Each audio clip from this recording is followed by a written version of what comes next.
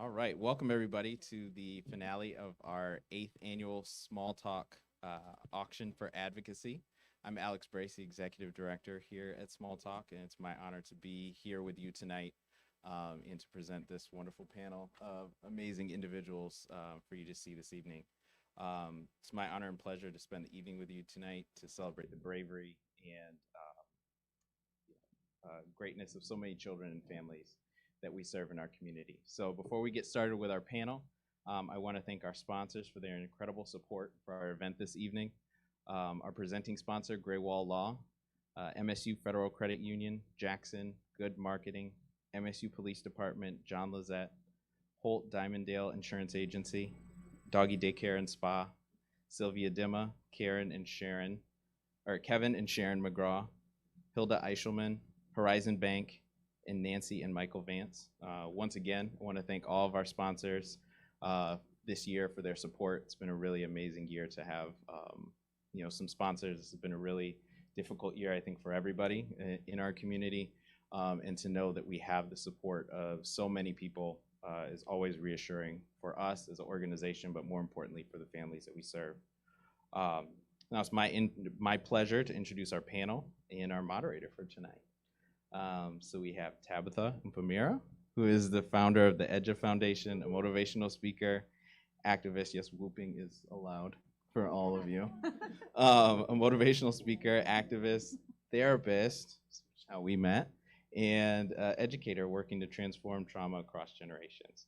And then we have, wow, you guys were in order of how I introduced this is great. And then Priscilla Bordayo is a local motivational speaker and advocate for survivors of abuse across the country, specifically focusing on rehabilitation and restoration of both victims and perpetrators of abuse.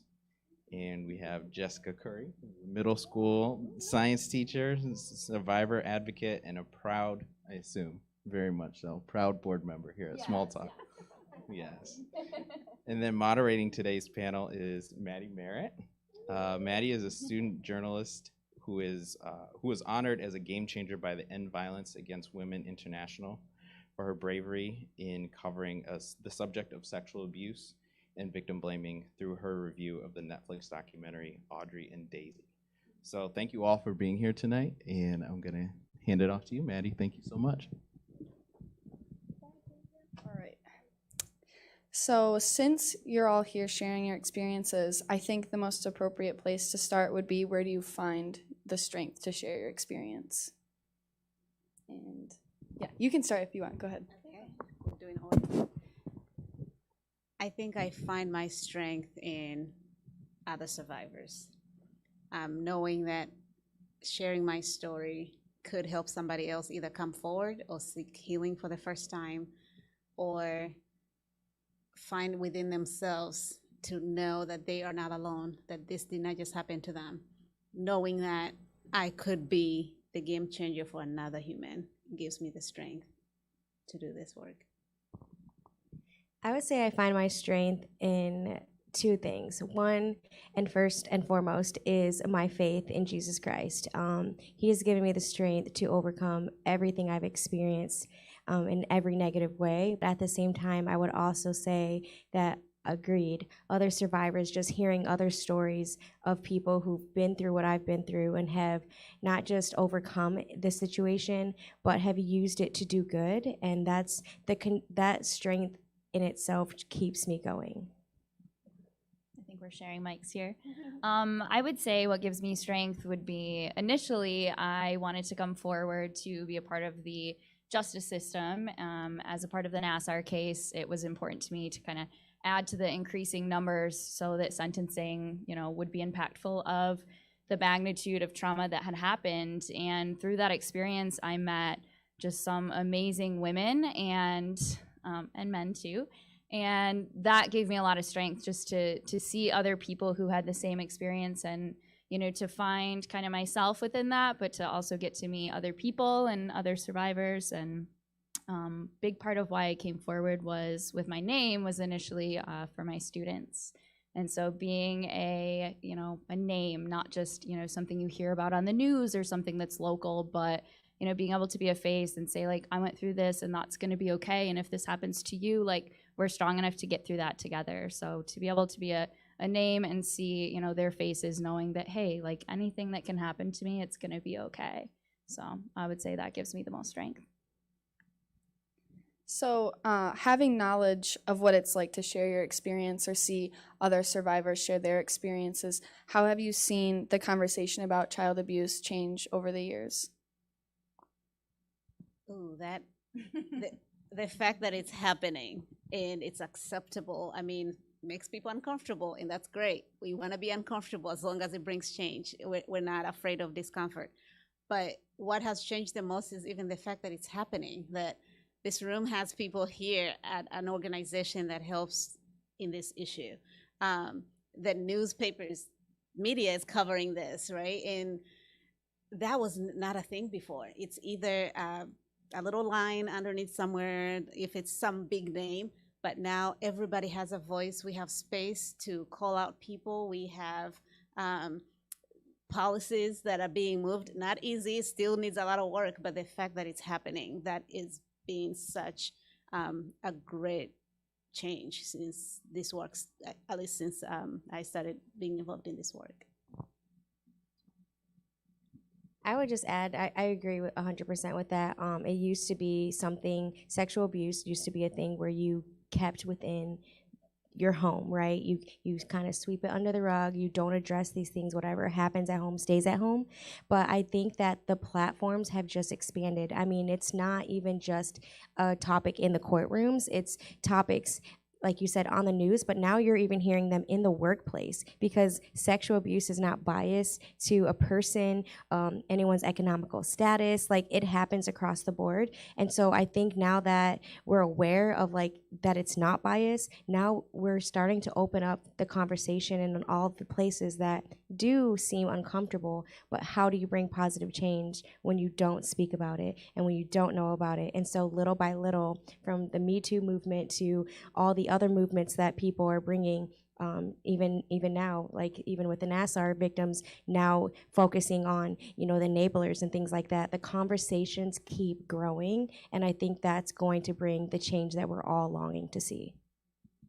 Yeah, I think that one thing that has really grown with social media is, you know, the Me Too movement, and we've got hashtags, and I get to experience middle schoolers who throw around the word abuse like it's just bullying, or, you know, a word that is thrown around. So whereas I do not like hearing that in a hallway, but it is nice to know that it is a conversation. It's a word that they know what it means. And I think that where the power of small talk is so amazing is that, you know, it's not just enough to have the words, it has to be the level of understanding to make that change. So, you know, I'm sure we'll talk about this later, but one of the things that I love about small talk is not just the conversations, but what to do with, you know, any kind of disclosures, and like not just enough to be like, oh, that happened to you, but like the deep understanding and foundations of how we can make real change is the change that I have seen in my experience. So, and if I may add, you said, yeah, you mentioned kids, and that conversation is changing within kids too. Kids have language for the first time to mention and talk about these things.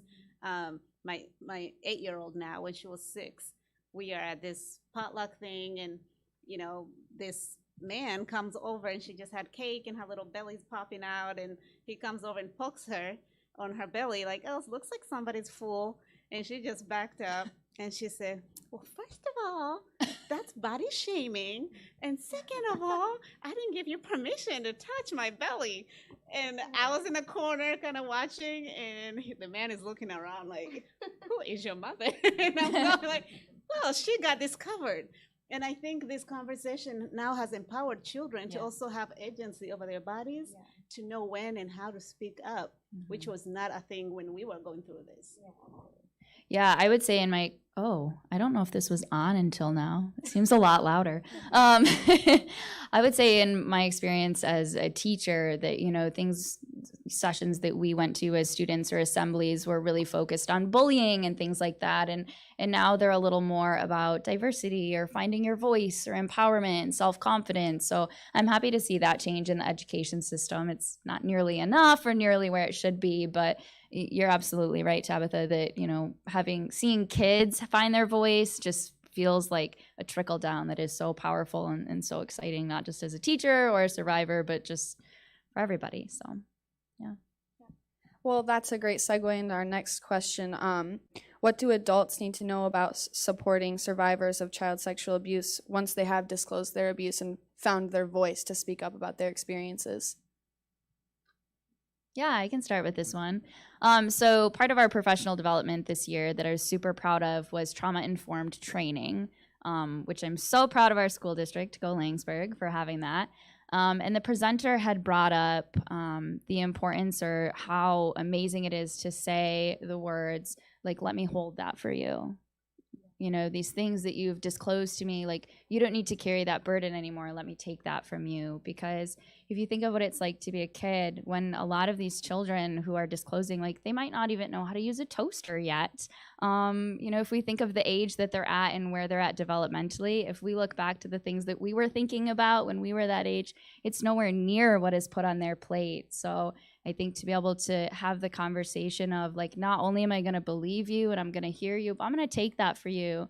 And I'm going to be there to, you know, take that step of action, whatever that looks like. But to take that off of, you know, especially for children as an adult, I think is a really important piece of not just listening and not just understanding, but also taking action that's necessary. I would just say, and you said the words too, my favorite words are, I believe you, when it's coming from a kid, you know, when, or parent, from, you know, when a kid is telling you something that's already extremely difficult to already say. And I know I went through this because it's really hard when you have to tell someone that your family member is abusing you and hurting you. And the number one thing that you ask yourself is, are they going to believe me? And in my experience, that wasn't the case until they believed me. And so now, as an advocate, and I deal with a lot of kids, you know, the one thing that I always say to them first is that I believe you and I'm with you. I'm coming alongside you. Like, you're now no longer going to go through this process alone. And there is something very special to my clients when they know you two have experienced what they've been through. I just met with one yesterday and she was saying, listen, I go to a counselor, I talk to them, but they just don't understand. Like, I've been with you one day and, like, I don't even have to explain. It's just like victims and prior victims, because I don't claim to be a victim anymore. But I feel like we can relate to each other in a way that, like, others just can't, and there's beauty in that. And so just being able to tell someone, I believe you, I'm here for you, but I'm also going to be in this with you, is like something that the adults need to understand, because our words are so powerful and they're life-changing. Yes. Like, what do I add? Maybe the piece that I would add to that, both covered really well. I believe you, but also that it's not your fault. Because a lot of kids and perpetrators have made them think they've had a part to play in this. And some kids, one of the reasons they don't report is, maybe I had something to do with this. Why was I there? You know, they're blaming themselves. So I believe you, it's not your fault. And for parents, a lot of them, when your child reveals one of the worst things you would ever want to hear from your child is your own pain, your own fear of what this means, and they make it about them versus the child who just experienced this. And either unconsciously or consciously, they try to find a way to make it go away or try to make this child feel better in ways that sometimes invalidates their pain in the moment. So, and it takes time, and part of, like, exposure therapy, all those things are finding a way to take yourself out of the picture for a while and really fully be present with the fear, the pain that this child is sitting with as they disclose this. And you can go deal with your stuff later, because that's real too, and it's valid. But really not making this about you after your child tells you one of the worst things that could have ever happened to them. So that'll be I have something to add to that. So I certainly haven't experienced this from a parent side, but I have experienced it with, going through this with my own parent and seeing the trauma that comes along with that, after the Nassar case. And I think that when I talk to parents about like what they ask, like, what do I need to know about protecting my kids, that, unfortunately, as hard as we work, it's unrealistic to get to a point where there's going to be no predators. Right. Unfortunately, that's a little bit of a reality, although we're here to work to, progress in that way. But that I really feel that research backs and my own experience backs that when you disclose to someone and you're believed and you are able to remove that blame immediately, I truly think that's the difference between the lasting impact of trauma and moving forward and healing. So I think that, when people ask me that question of like the panic of what do I do as a parent to protect my kids? Like, do I need to be by their side all the time? And it's like, no, you need to, have the conversation and open up and just be there to believe and to take that blame off, like you've said, and meeting them with that and meeting them where they are, I think is such a predictor of how impactful trauma is. So that's what I would encourage adults to remember, is that response is really vital, and really not just that, but it's an opportunity to connect with someone who's struggling. Yeah, well, I'm so glad that you brought up that word, healing. And it sounds like from all of you that adults being there to start on that road of healing and being there to, in whatever role their child needs, just being there in that healing process. What does healing mean for you? Well, I would say healing means feeling a little more free from feelings. I know I've had a couple of like steps of healing. One of them was during our first mediation that was in Grand Rapids. It was around Halloween, a handful of years ago for the Nassar case.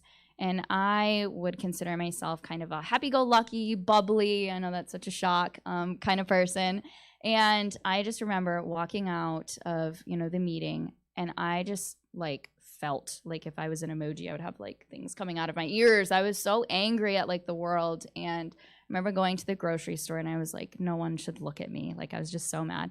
And I bought myself a cake, and I like went home and stuck the fork like in the middle of the cake. And that is probably like one of the most healing things that I've ever done, was be like, this is mine. And, from there, like kind of realizing that at some point you'll hit that rock bottom, but then seeing all of the growth there is, and, kind of climbing back up from that. Healing looks in so many different ways. You have healing from the very bottom, rock bottom of feeling that way. And then you have feelings of healing when you talk about things. I know it's healing for me when I go to board meetings for small talk and seeing people who are strong advocates. So I would say healing has many meanings to me, but literally my first thought is still eating a cake by myself. Yeah, all the good things. Oh, wow. Yeah. Healing. It's a process. It's never done. And we have moments of cake in that moment. So for me, I think I noticed that I was starting to heal when I would have more grace for myself, when I started speaking kindly to myself, in a much bigger space between a trigger and a reaction. So there was more responding versus reacting to triggers. That's when I realized I was starting to heal. And I didn't start mine till way later in life, but I decided to go into it to help others heal, because I thought that's somehow through osmosis I would too, until I went to therapy when I was close to 30. For the first time, to acknowledge that I actually had stuff to work through. And through that, it's when I first started noticing that there's more grace for myself and self-love. I know that's kind of been overused nowadays, but really just how I would talk to a child, to that 11-year-old me. I was more compassionate, and I was able to meet her where she is. Whereas before, I was just doing the cognitive work and never the hard work. So It's good.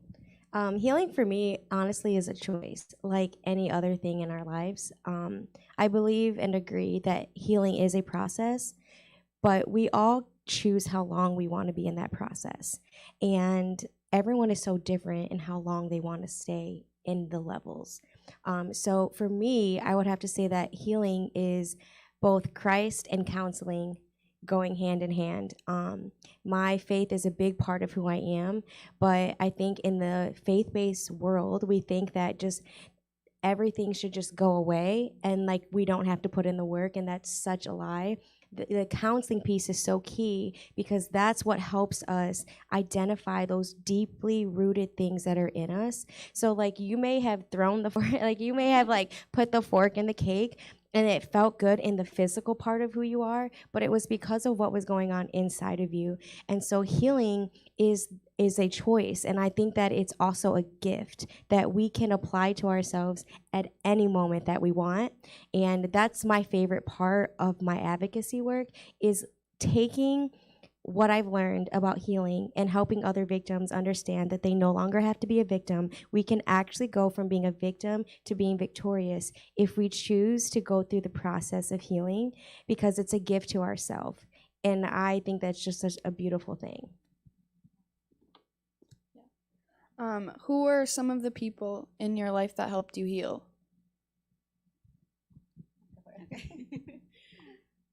I think honestly it was other survivors. Specifically, at least to get me started, it was a little girl, 5-year-old, in a village in rural Uganda. And I was visiting, volunteering, trying to see how I can add to mental health access in this village that had, poverty and HIV epidemic. And we asked the teacher how I can be of use, and they said, well, there's this little girl who just got assaulted yesterday. She's in class. Maybe you can start there. Just like no big deal. And talking to this little girl, it wasn't even the first time this had happened, and giving her crisis therapy, so to speak, and kind of some skills and way forward, the whole spiel of I believe you, it's not your fault. And it's just so little, and it was the first time looking at her. It looked like I was looking in the mirror. And it was the first time I said it out loud that I too was a survivor to her, because I felt like she needed somebody who knows exactly what you were saying, who went through what she's going through. And she gave me the courage to speak for the first time and to get my own therapy for the first time. And so other survivors, that little girl became my power of me too. I have two people, and the first person I would say is her name was Pastor Becky, and she was like a mentor in my life. She wasn't just my pastor. She had kind of taken me in and like saw the giftings that I had, but also saw the struggles. And she was the one that was like, I see that you have so much talent and gift, but I also see that you're not going after it in a healthy way. And I don't know what it is, but like I feel like you need to go to counseling, and I want you to go to my counselor, because I just want you to deal what's going on inside of you so that those things can be dealt with, so that when you go out that you are exposing the true person that God created you to be. And so when I went to counseling, it was life-changing. And then right after that, one of my very best friends, I had not publicly ever shared my story, so I had told her while I was in college why I didn't want to do certain things. And I had not healed yet. So she said, listen, I have a huge favor of you. I have a C in my class, and the last project that we have to do is we have to interview somebody. It's a media class, so we have to interview you, and we have to get stories of people. It can be any story. We just have to, it's the most focus is about, did we edit it right? Did we ask the right questions? What does the background look like? She's like, nobody will repeat your story. Everyone signs a contract in the class that whatever story they capture will not be repeated. I'm at a Christian college, so like I'm a worship leader there. I didn't really want anyone to know, and she like promised me. She asked me 3 times because I kept saying no, and so finally I said, okay, I'll do it. So I did it, and I'll never forget, like, they had like these, those like bright lights when they're getting ready to like do like video shots. They were so bright on me, and I just felt like the heat from the lights because they were so close. Like, she was obviously beginner, so like she had the lights like super close to me. But I'll never forget it because the experience of me telling my story for the first time ever, I just got chills, and I felt like I found my purpose and my calling and what I'm supposed to do in my life the moment I shared my story. And so I just like go back and I think about, wow, like I really owe that to her because she was the first person that got me to actually share my story. And it's really cool because she actually made the teacher cry with how she did the video, and the teacher actually gave her an automatic A for the entire semester because the goal was, if you can move me as a teacher with your story, that means that you've taken everything I've learned all year and you've applied it. So it doesn't matter what you did with the rest of this. So it was just really cool because like it was a win-win for both of us, and I discovered like my purpose in sharing my story.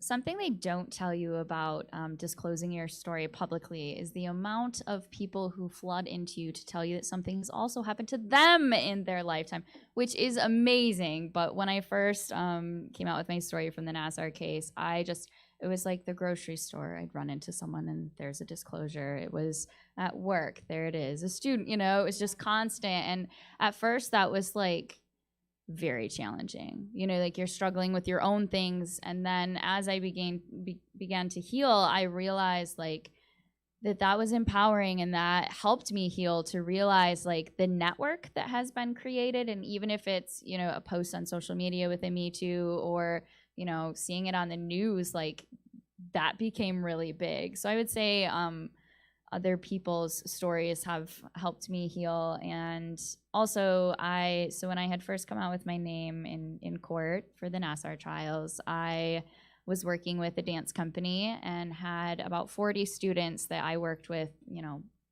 numerous times a week. And I just remember like my concern was, I was like, I need to talk to my kids. Like they're going to see my name, they're going to see it on the news. Like I want to talk to them.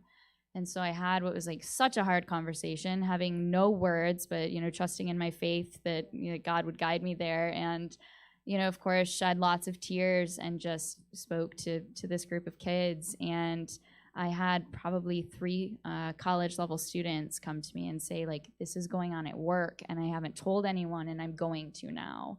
And so like feeling the impact you have on other people from sharing has been probably the most healing thing to me, because I know that it's not just linear, but it's exponential. When you share, other people share, and like that is so healing and impactful. And as much as it's been hard to publicly and so openly share a story, I think that that's been the most amazing experience of it. Yeah, so I've heard about you talk about the levels of healing. Sometimes you have ups, sometimes you have downs. What was the greatest moment of triumph in your healing journey?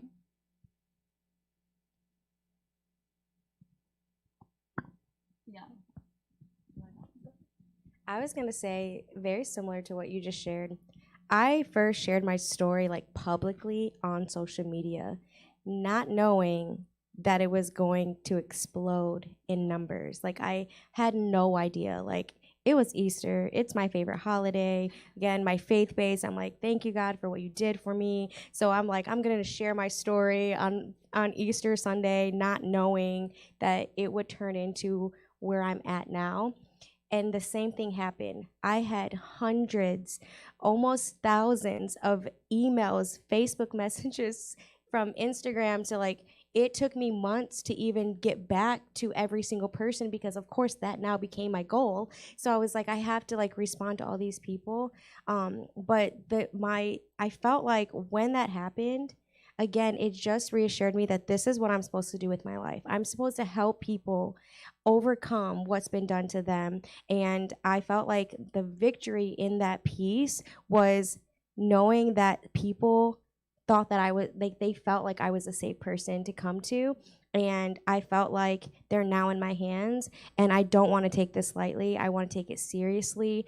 And to be able to say that I've helped over 1,000 victims is the most rewarding, most difficult, because these are not easy processes. We probably can all agree that there's still definitely trigger moments, but it's the most rewarding thing that I get to do. Can follow that. I've had lots of healing moments, down from the cake to tears and all the things, but I think one triumphant moment was last year during teaching. I had a student disclose to me, and I felt like for the first time I knew what to do.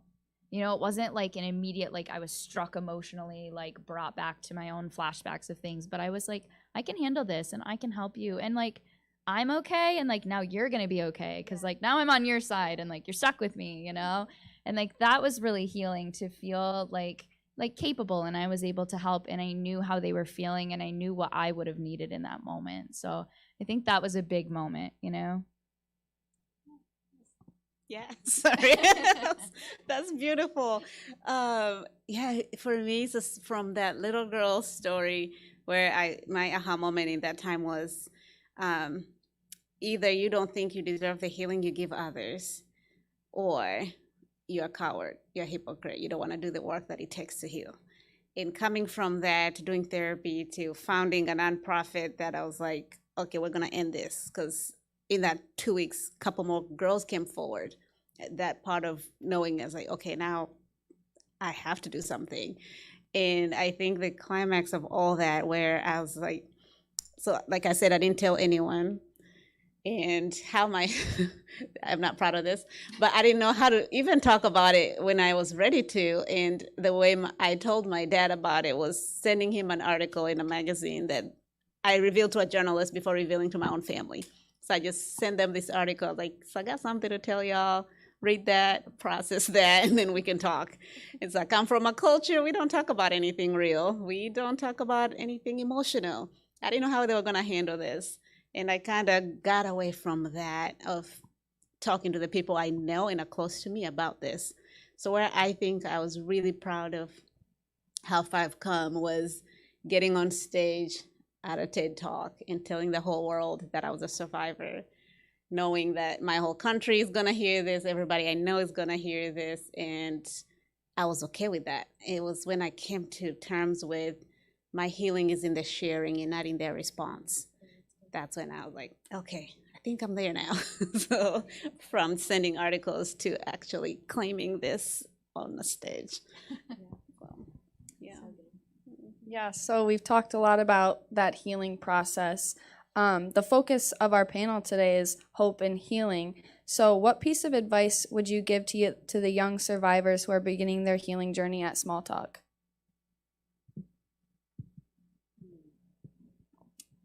Well, I know that if they're at Small Talk, they're already in good hands, but I think that too often if you ask children, they know that when something happens, they're supposed to tell someone, right? They know it doesn't feel right. They know that they should tell, and sometimes it's giving them the words or things like that. But I think something that everyone at Small Talk would encourage, and why they've ended up here, is because they probably didn't just tell one person. Odds are that maybe that one person was a safe person who didn't just listen but took that action. But making sure that if you tell someone and they don't respond the way that either you needed them to, or in a way that gives you, that peace, then you go to someone else, and you are active. And just like you said, it's a process, and it's a choice. And so even with children, relaying that to them, that you have to be persistent and be your own advocate sometimes. And even when you're a kid, that is something that they can understand, that if it doesn't feel right, it's not. So I always talk to my students. Of course, it doesn't really fit well into 7th grade curriculum to bring up sexual abuse, but you can talk about trusting your gut and who to trust and things like that. So I would say, long story short, would be trust your gut and always find the right person to tell, even if it's not that first person.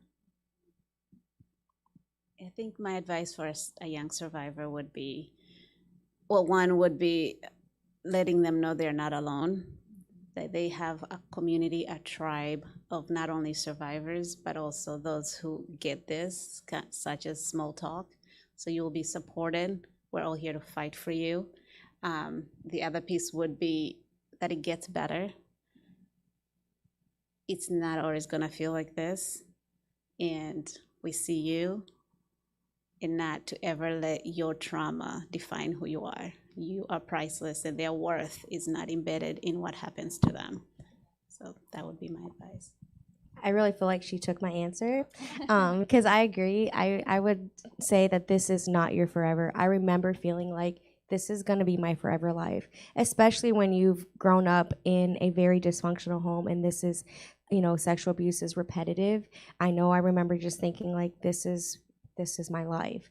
And it's not your forever, and you are not defined by the negative aspects of our life or the positive ones. You get to choose and decide who you are and who you want to be, and it comes down to, to good choices. And I feel like, if I could just encourage them that there's definitely still hope. There are places and resources that will continue to come alongside you, that whatever it is you need for your whole healing, I will help you find it. So our last question of the evening is, why do you choose to support Small Talk in its mission? I mean, if you're watching this, you don't need a reason, right? If you are here, you don't need a reason to know, because I think Small Talk is that place that we all wish we had when we were going through this, and that we're so grateful this community has. For a child to know there are adults, there's a whole organization whose job is to make sure you heal, whose job is to make sure you get justice, and whose job is to make sure you're seen as a little survivor. That is a game changer for anybody who's gone through such a traumatic experience. And to know that all these people support your healing. So a child walking through that door in such a beautiful space I keep reading all these words over and over again. I'm like, I wish I had such a place when I was coming along. Maybe it would encourage other kids to speak up because they know somebody understands. So if you didn't know, or for the first time you're watching this is the game changer for every child who has to endure sexual assault.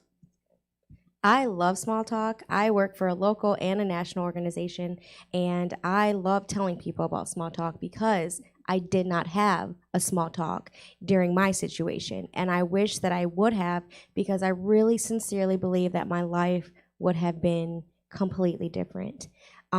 Because we didn't even have the resources that Small Talk has to offer.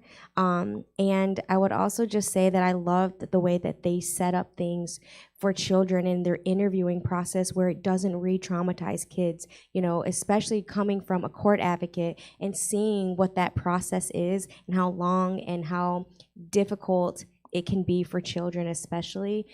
Small Talk, the way that they have it set up is, you're all in one place, and you might be able to, talk a little bit more specifically, but the kids that I know that I've referred to here, they only have to do this like one, maybe 2 times versus numerous times. And the safety and the healing that they have in just that alone is something that I think Small Talk should be so proud of, because again, I wish that it was something I had, but I just love that it's here now, and we can continue to help kids be confident in their sharing because they're in a safe place like Small Talk. Yeah, I completely agree with that. I am an example of a survivor that was significantly failed by many systems. There were so many reports. I mean, even down to the most recent news of the FBI's failure to investigate when they were supposed to. There's so many systems that are incredibly broken, but there's also ones that really work, like Small Talk, and that are, just groups of amazing people who do just hit the ground running with how can we help these kids and how can we meet them where they're at. My first experience with Small Talk before I knew about Small Talk was laying on the ground with Preston, the dog, in the first round of sentencing. I was like, there's a dog here? Oh, this just got much better. So even the little things that Small Talk has to offer just kind of hooked me right away. And I remember I met with Alex here, a couple probably 4 years ago now. And I was like, wow, this exists, you know? And like somehow whenever I talk to people and I talk about serving, you know, on the board for a child advocacy center, they are kind of like, slow nod, that's really cool, what is that, you know? And not enough people know. So what I love about Small Talk is not just their work, but it's their outreach and the impact that anyone who comes across Small Talk wants to stay connected with Small Talk. And I think that's why I like events like this. And even when we're virtual, you can still connect with so many people. And you know, from meeting Preston to meeting Alex and speaking at the charity auction a few years ago and then joining the board. You know, I was so nervous the first day. I'm like, you know, a little bit younger than the average board member. And, you know, I was like Googling the terminology of how do you second something and things like that. And like, I just always appreciate about Small Talk that no one is ever in the wrong place. Like I've always felt like this is where I was supposed to be with people who just genuinely care. So I can't imagine what that would feel like being a kid. And just knowing this is where you're going to be. So I just would encourage people to connect with others and bring them to Small Talk, because what they do here is so amazing and healing as an adult, and what that would feel like as a kid is just immeasurable and priceless. So Yeah, and I was just gonna add, for those who are local, like, come through for a tour. I'm just volunteering y'all, because seriously, you don't take our word for it. This space, you can see the intention behind it with survivor-centric, child first. And I like that Preston came before Alex in this of what is attractive around here. Now there's Loki. I haven't met him yet, but he might come before you soon, Alex. So yes, come through. Yeah, I just want to second that. I'm not a board member, but I just want to second that, because let me tell you, I work with kids and adults, and there are a lot of adults who never dealt with what happened to them and that are broken adults and now making decisions, you know, out of their brokenness because they never dealt with it. When you have a space like Small Talk and you know your kid has been abused, bring them so that they can get healed, so that they can become whole adults, successful adults who can make good decisions, who can say, I got the healing, I was able to get the resources, and I got everything I needed to be healed. And so it's really hard seeing a lot of adults who just didn't go through that healing process. And it's never too late to go through the healing process. But if you're a child, or if you have a child, you know, this is the place where you want to bring them. Yeah, and if you have the money, this is a place to bring the money so these children can be healed. So let's not forget that little part. Nudge, It's a little important part. Great. Well, thank you for being here tonight. That's all the questions that we have, but I have been impacted by you sharing your experiences. I know everyone in the room has been impacted, and everyone watching at home has been impacted, and think you're inspiring and truly great. So thank you for being here tonight. Thank you for answering all the questions, and I guess that's all we have for tonight. Thank you. Also, shout out to you, girl. Thank you. Being fearless, being a leader for your age, and just for being so well spoken. I've ever since the moment I met you, like I still felt little like fangirl seeing that you were going to be moderating. So I'm really proud of you and the work that you do. I cannot imagine the amount of kids who just must adore you and look up to you and are going to change the world because of you. So thanks for that. Thank you. I don't know why I touched that. I know it's on. I was just wondering. Make sure it works for me. I appreciate that. All right. Well, thank you to Maddie and Jessica and Tabitha and Priscilla for being here tonight. We really, really appreciate it.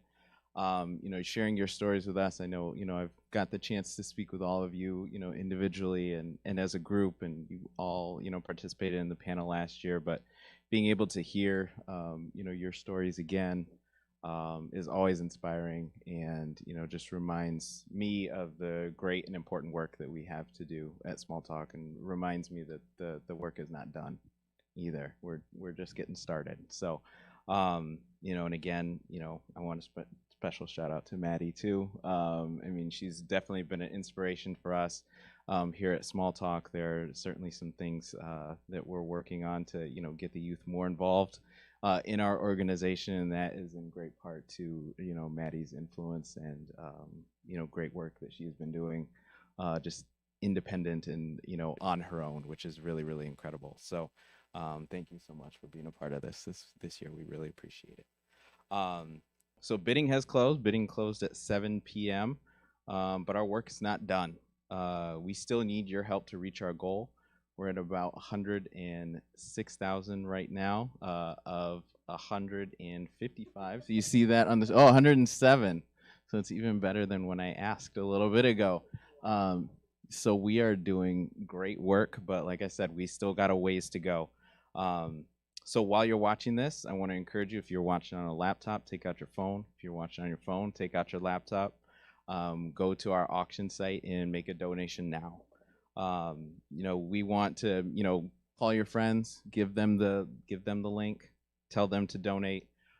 This is prime time for us to help children heal in our community.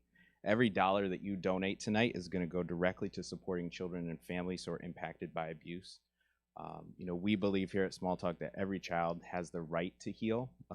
We've talked in the past about the opportunity to heal, and I think that decision has changed. I think we need to be more bold in our goals, and every child has the right to heal, and that's why we continue to exist. That's why we will be here, no matter what.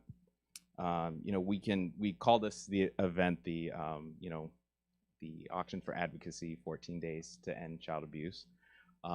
Ending child abuse is a lofty goal. It's a bold goal, but I think it's one that we can achieve. I like to think that we as an organization work as if that's something that's achievable tomorrow.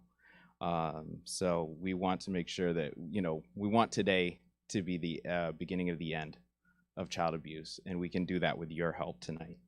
And we need your help to do that. So what we're going to do now is we're going to poll. So we had a special thing that we did this year where we did a $25 give on our auction website. So if you gave $25 to that, you're a winner. So congratulations if you're at home and watching and you donated $25 to that event.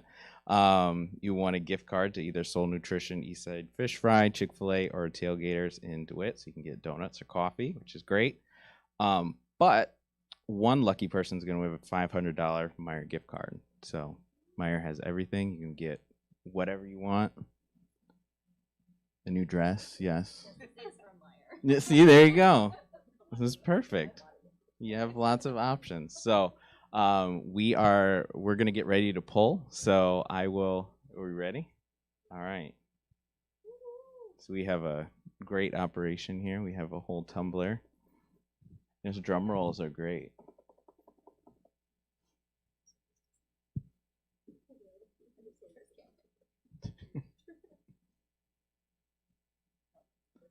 Thank you, Aubrey. Yes. All right. I'll spin it a few times just to make it fair. This is our first time, so if I can't get it open on the first try, don't laugh at me, please. Of course it didn't work. There we go. Not as bad as I thought. All right. So it's going to be a bidder number. So if you're watching at home, check your bidder number. We'll post it online as well, so you'll know if you won. And the winning bidder number is 83.